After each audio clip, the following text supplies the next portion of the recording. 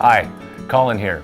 Welcome to your S3 tutorial, which we hope will paint a clear picture of how S3 can work within your community to reduce falls and staff strain while improving quality of life. With me as always, my partner Ann.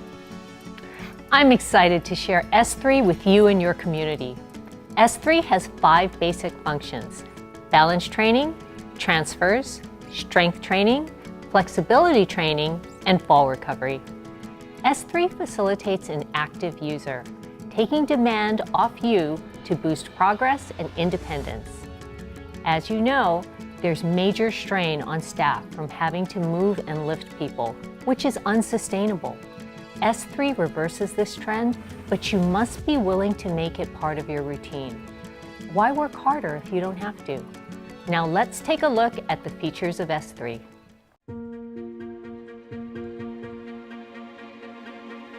Non-skid adaptable feet help keep S3 from sliding and adapts to uneven floors.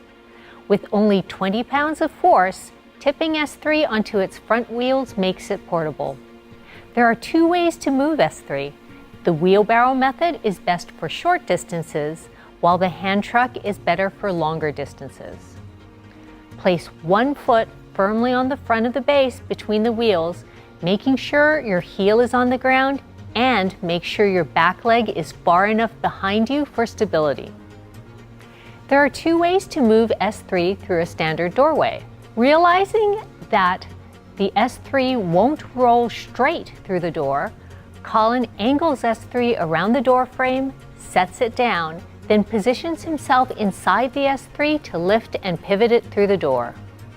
The second method has the same initial setup. Colin angles the S3 around the door frame, sets it down, then instead of positioning himself inside the S3, he walks into the room to pivot it through the door. The base is the heaviest part. It provides stability and is shaped to enable them to stack together like shopping carts. The upright piece has the stretching pegs. Handlebars are curved, providing people with multiple locations to grasp. They are also inclined in 2 directions. They are wider at the back and narrower at the front of the device. They are also higher at the back and lower at the front. This enables S3 to accommodate a wide range of heights and widths. People from 4'8" to well over 6 feet have successfully used S3. Here's the secret. Taller people have longer arms, shorter people have shorter arms. Lastly, the loops on the base, upright piece, and handles provides many options for resistance bands. Here, we use a loop on the handles. Here, we use a loop on the base. Now Colin is going to tell you how S3 works.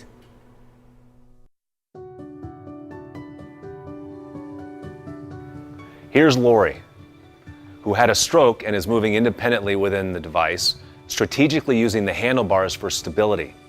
She's come a long way thanks to a great attitude. Great job, Lori. With your commitment, S3 can reduce falls by allowing people to explore their true balance limits, creating what we call a wobble.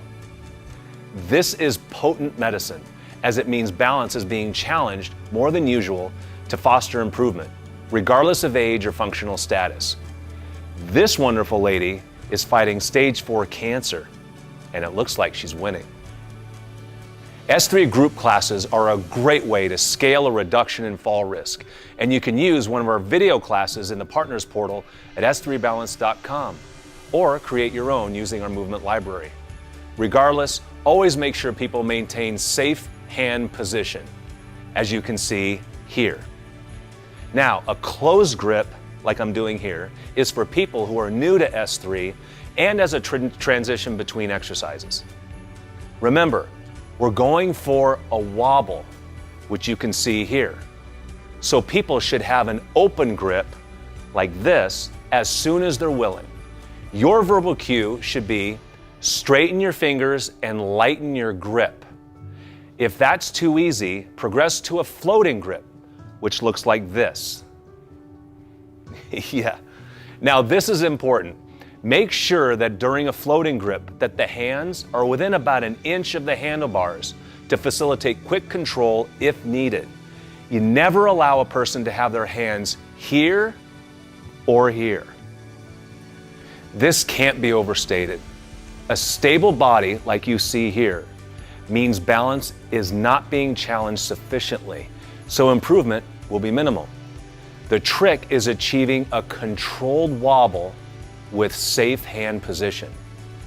And safe hand position is essential when doing strength training on S3. For example, when performing the squat, notice that Joan is only able to squat to about 20 degrees of knee bend, right? But is choosing to float her grip and close her eyes instead of going deeper, which hurts her knees. This is a gutsy move for someone who struggles with balance. Great work, Joan. S3 is also a powerful transfer aid, providing safe support for supine to sit and sit to stand transfers, which also builds strength.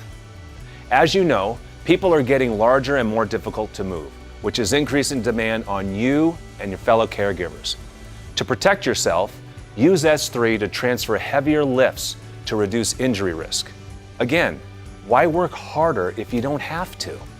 S3 also helps flexibility for most areas, including the calf, hamstrings, thighs, hip, low back, chest, and shoulders. Being physical therapists, we're fussy about protecting joints, so please pay close attention to technique. A great benefit of stretching on S3 is that it also trains proprioception to help balance. To learn more about this, we recommend the S3 certification course. Finally, S3 serves as a fall recovery aid to get a person up from the floor. Instead of calling the fire department to get a person up in a non-emergency situation, use S3 and follow a few simple steps outlined in the Partners Portal. And what about safety?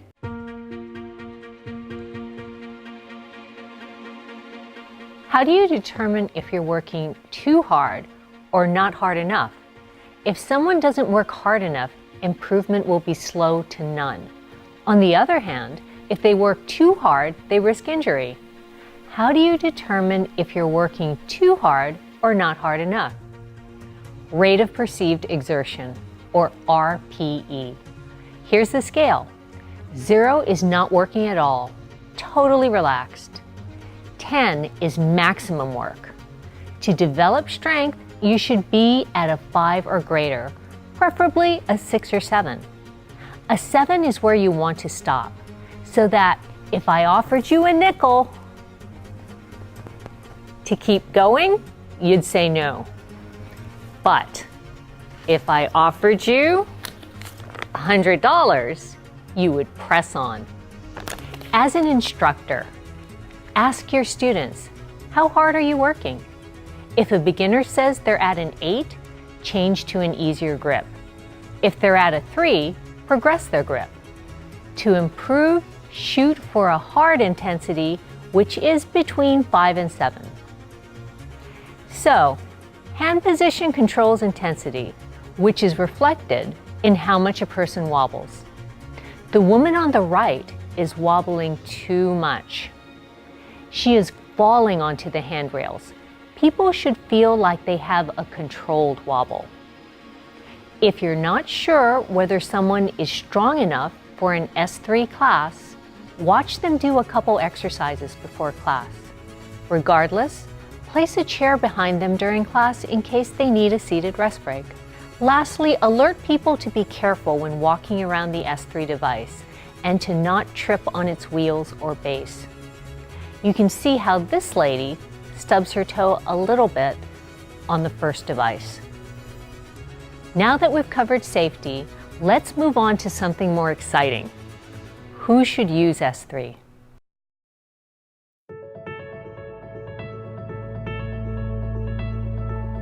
So who should use S3? Basically, anyone wanting to be more independent and any staff member wanting less strain.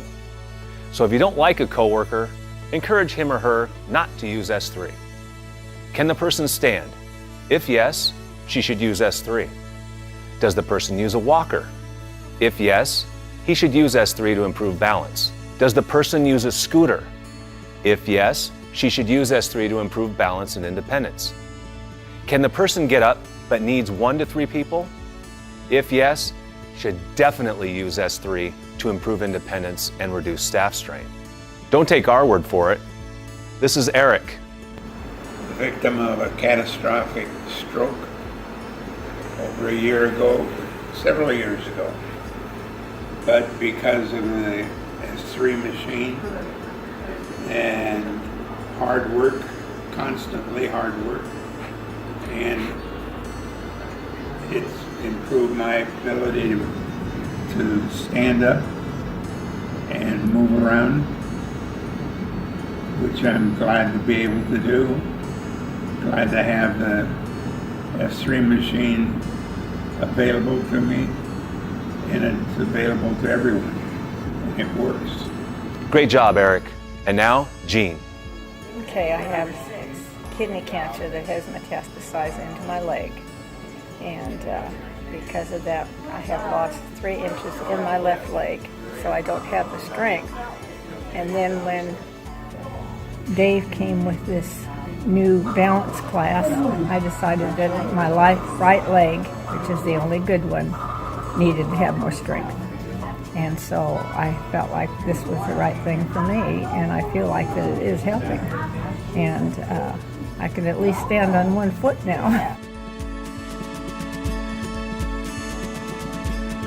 You really don't need much space for S3 classes or individual use, as the devices stack together like shopping carts. Further, you can configure classes in a way that minimizes space, such as this circular layout. Just remember to place a chair behind each device before class so that people can rest if needed. Now, S3 classes should be scheduled throughout the day to accommodate as many residents as possible.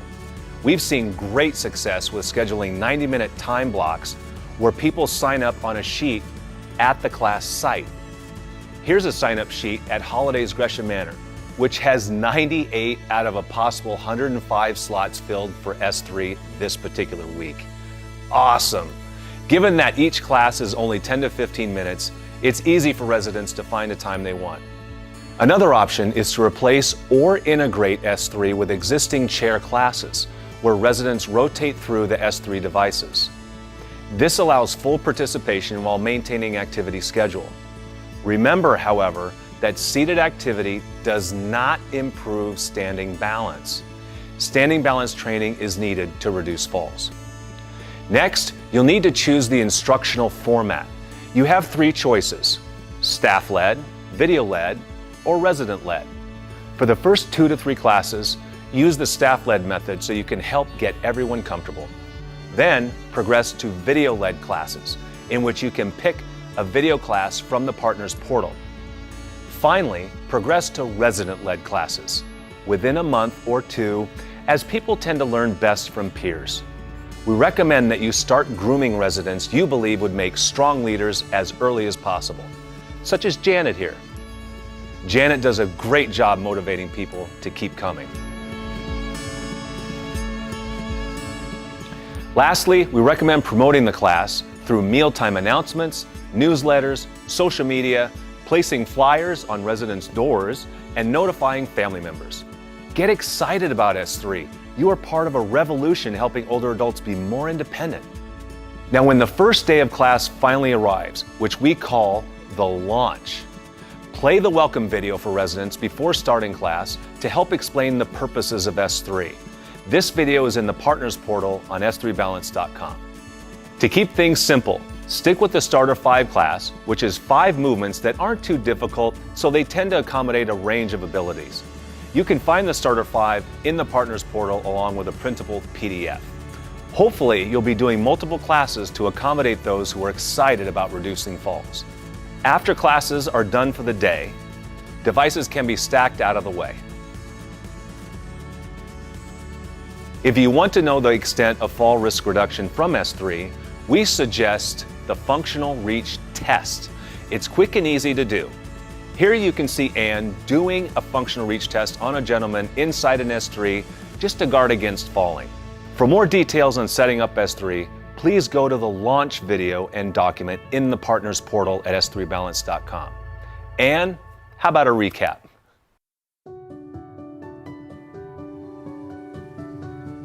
To recap, each person should have an S3 device, so you shouldn't see this. Progress grip as needed to get a controlled wobble. Closed grip, open grip, floating grip.